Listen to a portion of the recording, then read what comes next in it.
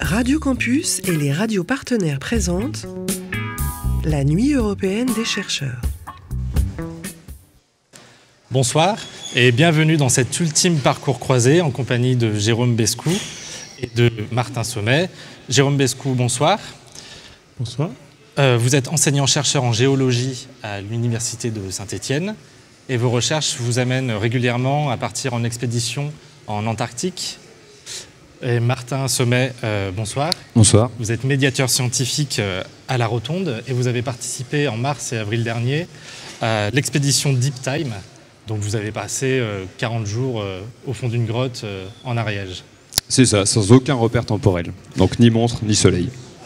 Ce soir, vos parcours se croisent autour d'un objet. Donc Martin, c'est la vôtre. Donc je vous laisse décrire ce que c'est pour les gens qui nous suivent. C'est ça. Alors, l'objet qui nous lie aujourd'hui, c'est en fait la doudoune que je portais dans la grotte. Donc, pourquoi je portais une doudoune? Donc là, avec le petit logo, il y avait mon prénom dessus. Pourquoi la doudoune? C'est parce qu'en fait, dans les grottes, il fait froid. Il fait très froid. Enfin, il fait une dizaine de degrés. Donc, c'est pas trop froid. Mais par contre, il fait très humide. On a 100% d'humidité. Donc, il fallait absolument qu'on se couvre pour se protéger du froid qui pouvait devenir très dangereux au bout de 40 jours. Donc voilà, et Jérôme fait des choses similaires avec un froid bien plus intense que le mien. Jérôme, des expéditions en Antarctique, cette doudoune, en fait, on l'imagine très bien sur vous au moment du départ pour vos expéditions. Alors oui, tout à fait. En Antarctique aussi, je confirme, il fait froid. Par contre, c'est pas humide. Alors ça, c'est une différence avec Martin, c'est que l'Antarctique, c'est un désert. C'est très sec et très froid. Alors quand on part en Antarctique, on ne part pas avec la doudoune, parce qu'on part en hiver chez nous, de Paris, ou de Saint-Étienne, Paris, et on arrive, et le bateau, l'Astrolabe, part d'Hobart, en Australie. Et en novembre ou décembre, il fait très chaud en Australie. Donc quand on part en chemise, et c'est qu'au cours du chemin sur le bateau, on commence à mettre la doudoune quand on commence à voir les icebergs, les premiers icebergs. Quand les premiers froids se font ressentir. J'imagine que ta doudoune est quand même plus épaisse que celle-ci. Ah oui, elle n'a pas la même couleur non plus. Donc c'est un logo Institut polaire, IPEV. Voilà. Alors il y a des couleurs, parce que c'est aussi important de pouvoir être vu. L'Antarctique, c'est blanc, c'est le continent blanc. Donc c'est vraiment important les couleurs. L'Astrolabe, le bateau, le navire qui amène en Antarctique, il est rouge. Et les doudounes, elles sont violettes, rouges. En effet, elles sont très voyantes. Mais il n'y a pas encore de jaune. Et donc les doudounes doivent être assez différentes de celles-ci par rapport au froid qu'il fait là-bas, qui est très très sec. Oui, on a des les équipements extrêmement épaisses. Alors on est équipé. Là, on est équipé par l'Institut polaire. Donc on découvre son équipement, ses doudounes, son surpantalon, les chaussures aussi adaptées, les gants, tout le matériel pour résister au froid quand on est sur le terrain, en fait sur le bateau. Vous avez tous les deux évolué en milieu extrême, de manière assez isolée, avec des groupes de personnes. Comment on arrive finalement à s'organiser quand on est isolé comme ça, en équipe? Comment on arrive à travailler, à s'organiser pour pouvoir survivre dans ces milieux-là? Martin? Alors effectivement, c'est pas facile. Et c'était un des buts de l'expédition Deep Time, c'était justement d'étudier ça, comment un groupe humain s'organise. Donc en l'occurrence, nous on était 15. Donc comment 15 personnes s'organisent pour faire des choses, pour mener à bien toutes les missions qu'on avait à faire, donc tant scientifiques que de vivre ensemble en fait, d'organiser notre vie quotidienne et aussi l'exploration de la grotte. Donc pour cela, c'était très difficile parce que comme on n'avait aucun repère temporel, donc pas de montre et pas accès au soleil, on ne pouvait pas savoir s'il faisait jour ou s'il faisait nuit, on n'avait pas d'heure pour se donner rendez-vous. Et en fait, assez rapidement, ce qui nous a, on va dire, synchronisé, c'est les repas. Parce que on savait qu'on avait une mission à faire tous ensemble, donc on se disait on va manger tous, on va manger d'abord et après on part ensemble. Et en fait petit à petit, à force de se synchroniser pour manger, on s'est mis comme ça à avoir plus ou moins le même rythme. Enfin il y avait plusieurs groupes, mais en tout cas il y a un gros groupe principal qui s'est avec la nourriture comme ça qui s'est synchronisé. Et ça, Jérôme, c'est un des points de repère que vous avez aussi en Antarctique. Alors après vous vous n'aviez pas du tout accès à l'heure ou à aucun repère temporel. Peut-être que vous, en Antarctique, c'est un peu... Alors en Antarctique, gardez ce rythme-là. l'été austral, il n'y a pas de nuit, quoi. Ouais. Il fait pratiquement jour tout le temps. Donc c'est aussi important d'avoir des repères. Et aussi, on a sur les bases, il y a un repère qui est commun à tous, puisque les personnes ont des missions différentes. La journée, quoi, ou en tout cas, les parties de 8h à 19h ont des missions différentes. Mais le temps du repas, c'est en effet très important. C'est le temps où tout le monde se rassemble. Et du coup, c'est ce qui unit les personnes sur une base. Parce que ça, au-delà des missions de recherche, ces moments d'échange aussi Oui, tout à fait. entre équipes, c'est ce qui est aussi important dans ce genre Avec, sur les bases, des personnes, des scientifiques et non scientifiques, qui ont des missions différentes, des scientifiques, des géologues, comme moi. Il y a aussi des glaciologues, des physiciens, des personnes qui ont des missions très différentes, mais qui se retrouvent à des moments clés, comme les repas, pour discuter, échanger sur ce qu'ils font. Dans vos expéditions, vous êtes combien en moyenne, en général ? Alors sur une base, il y a, on va dire, tous scientifiques confondus. Ça dépend, il y a 2 grands temps. C'est l'été, où là, il y a beaucoup, les bases sont pleines. Donc on est à plusieurs, autour peut-être d'une quarantaine de personnes. Et puis il y a l'hivernage, où là, ne reste que certains scientifiques et du personnel pour faire tourner les bases. Alors là, c'est une population qui est minimale, autour d'une quinzaine de personnes. Ouais, donc vos expériences sont assez similaires, en fait, sur ces... Oui, c'est un très petit nombre d'individus où chaque personne a un rôle assez précis finalement. Et du coup, c'est comme ça, on reproduit une mini-société en fait. Alors voilà, après, chaque personne a un rôle défini, mais j'imagine que sur des missions où vous êtes complètement isolé, pour vous carrément à l'autre bout de la Terre finalement, est-ce que chacun reste vraiment sur sa tâche, sur ses missions, ou est-ce que finalement on arrive à devoir s'adapter en fonction des différents événements ou pour faire fonctionner la communauté ?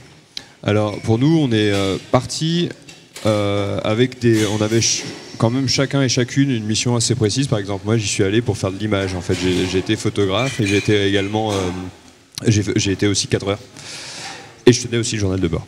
Mais par exemple, il y avait un médecin qui était seulement médecin. On avait aussi un cordiste qui était responsable de toutes les installations dans la grotte. On avait une technicienne de laboratoire de géologie, justement, qui s'est occupée de gérer toute la topographie de la grotte. Donc on avait un appareil en 3D, en fait, pour topographier la grotte et pouvoir faire une reconstruction en 3D.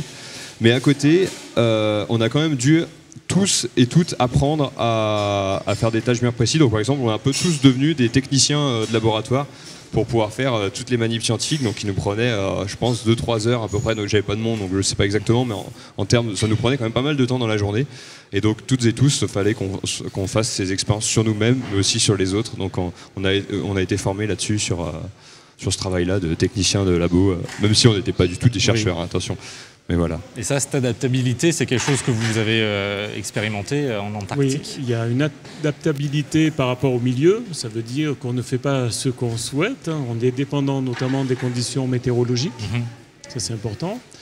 Et puis, il y a aussi une adaptabilité par rapport aux missions. Et c'est vrai qu'il y a une entraide. Quand on a fini nos propres missions, si on peut aider des scientifiques d'autres disciplines, on le fait, bien sûr. 40 jours, alors vous en moyenne c'est 2 mois, vous me disiez tout à l'heure ? Oui, 2 mois, oui. C'est 2 mois, 40 jours, complètement isolés. Est-ce que vous trouvez des moments pour vous divertir un peu ? En fait, est-ce que le scientifique se doit de rester sérieux en toutes circonstances, ou est-ce que vous arrivez justement avec les autres membres des équipes à trouver des moments un peu plus... Non, bien sûr, c'est important aussi de décompresser. Il y a beaucoup de temps d'échange aussi. Il y a des soirées, il y a toute une vie. Une vie sur une base. Il y a l'aspect, bien sûr, de travail scientifique. Et puis après, il y a des divertissements, il y a des moments d'échange, il y a des moments conviviaux. C'est vraiment important, d'autant plus dans des milieux un peu difficiles, où c'est vraiment important de l'aspect communauté. Est important pour se retrouver, pour échanger, pour décompresser, parce que c'est physiquement et psychologiquement assez difficile, parce qu'on est dans des conditions extrêmes, et donc c'est vraiment important aussi de ne pas être toujours sur sa mission, sur son travail. C'est des moments qui sont presque banalisés, en fait, qui sont conçus. On sait que quand on part en expédition, il y a des moments où c'est des moments off où on doit prendre soin les uns des autres. Et nous, par exemple, on savait que du coup sur notre camp de vie où on mangeait, où il y avait un énorme ballon lumineux en fait, du coup on pouvait éteindre la frontale à ce moment-là et qui nous faisait beaucoup de bien. On l'avait appelé le soleil au bout de 2-3 jours. Et en fait, on est venu avec toute une panoplie de jeux de société. Et souvent, les soirs, en fait, on jouait aux cartes. On a tous découvert des jeux de société. Il y avait des férus, des échecs qui potassaient les livres d'échecs à côté tous les soirs. Et on avait aussi emmené avec nous une véritable bibliothèque parce qu'on avait le droit d'emmener 12 livres chacun. Et donc on avait un système de prêt qu'on avait mis en place pour pouvoir emprunter et prendre des bouquins. Donc ça c'était vraiment dans la zone de vie. Et après quand on allait dormir, quand on avait chacun notre tente, après dans notre tente on fait un peu ce qu'on veut. Donc voilà, j'essayais de lire de temps en temps quand je m'endormais pas tout de suite sur mon livre.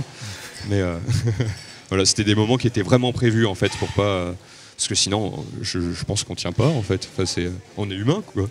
Et sur ces moments justement ludiques, alors vous disiez que c'était avant d'aller dormir, sur le rythme finalement, donc vous n'aviez pas du tout de repères par rapport au soleil. Est-ce que vous êtes arrivé à retrouver un rythme d'à peu près les 24 heures qu'on connaît ou est-ce que ça s'est plus ou moins allongé Alors, nous, on n'a pas encore les données scientifiques, elles n'ont pas encore été toutes analysées, il faudra des mois en fait pour que ce soit fait, mais il y a quand même quelque chose qu'on peut dire, c'est que pour ma part, quand je suis sorti au bout du 40e jour, j'avais vécu 31 cycles. Donc en fait, ce qu'on appelle un cycle, c'est une période d'activité et une période de sommeil dans laquelle on dit je vais me coucher pour de vrai, c'est pas juste une sieste, je vais dormir. Donc en fait, ça a remplacé notre alternance jour-nuit. Et pour ma part, j'avais vécu 31 cycles. Donc ça voulait dire, si on fait le calcul, en fait, j'avais des journées qui faisaient 30-35 heures, parfois sûrement moins, parfois plus. Et voilà, donc on a notre infirmière qui a fait que 23 cycles, elle. Donc donc on a forcément perdu un petit peu la notion du temps, mais je me suis accroché à quelque chose. Moi, ça me faisait très peur.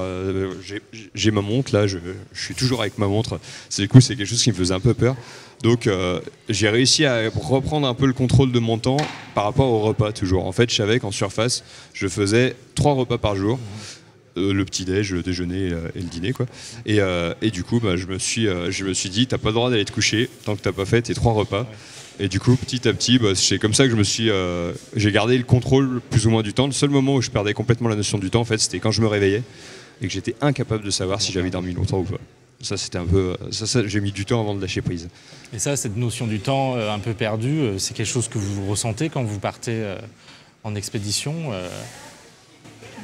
Oui, parce qu'on est loin de tout, donc c'est un rythme qui est calqué sur le rythme des bases ou du bateau quand on part, mais c'est vrai que c'est une dynamique différente. On est loin de la civilisation, loin des villes, donc on a notre propre rythme, nos propres habitudes. La journée se déroule un peu différemment. Donc c'est vrai que par exemple, il y a des choses très pratiques. Il faut garder, on dit souvent aux hivernants de bien marquer tous leurs codes, etc., pour retirer de l'argent en banque, etc., toutes les informations que l'on a l'habitude de connaître, les numéros de téléphone, etc. Il faut tout noter parce que quand on revient, on est un peu décalé. Ça, c'est la difficulté, c'est de se recaler à un rythme un peu classique. Cet isolement sur des périodes plus ou moins longues, je pense qu'on repense tous à ce qui est arrivé avec la crise récemment, la crise sanitaire. Est-ce que vous avez trouvé des points communs avec les confinements que nous avons vécus, nous, sur le continent du coup, et à la surface, pendant la crise, et vos expériences à vous ? En tout cas, sur les bases, actuellement, là, on pouvait quand même être en contact avec les personnes par visioconférence, etc. En Antarctique, pour le moment, il n'y a pas quand même un flux régulier, donc on reste quand même un peu isolé. Bon, ça tend à changer petit à petit, où il y a de plus en plus de facilité par des connexions. Donc c'est des connexions par téléphone satellitaire. On peut entrer en contact avec nos proches ou des personnes sur le continent, mais on reste quand même assez encore isolé. Moi, je trouve que ce que je retrouve comme point commun avec ce qu'on a vécu avec les différents confinements, c'est qu'on perd un petit peu, on a perdu un peu la notion du temps. En fait, quand on n'est plus rythmé par qu'on n'a plus un rythme en fait avec le travail, on perd un petit peu la notion du temps. Mais je trouve quand même que l'expérience, pour de ma part, Deep Time dans la grotte, c'était quand même sans commune mesure avec le confinement en termes de difficulté, parce que le confinement, il faut quand même rappeler qu'on était dans un moment où on était dans l'inconnu total, on ne savait pas quand ça allait se terminer, alors que moi je savais que j'allais partir au bout de 40 jours. On savait pas, on connaissait encore très peu le coronavirus, donc c'était où il y avait un risque réel pour le coup pour tout le monde, quoi. On savait pas comment le monde allait changer, alors que dans la grotte on était dans notre petite bulle mine de rien, donc je trouve que mine de rien, faut rappeler que ça a été pas facile. Je pense qu'on a tous vécu une expérience très extrême avec ce confinement qui a eu lieu, notamment celui du printemps 2020. Enfin, je trouve. Nous arrivons au terme de cet ultime parcours croisé. Merci Jérôme pour votre expérience. Merci Martin pour votre témoignage. Merci. Et merci à vous de nous avoir suivis. Je vous souhaite une bonne soirée.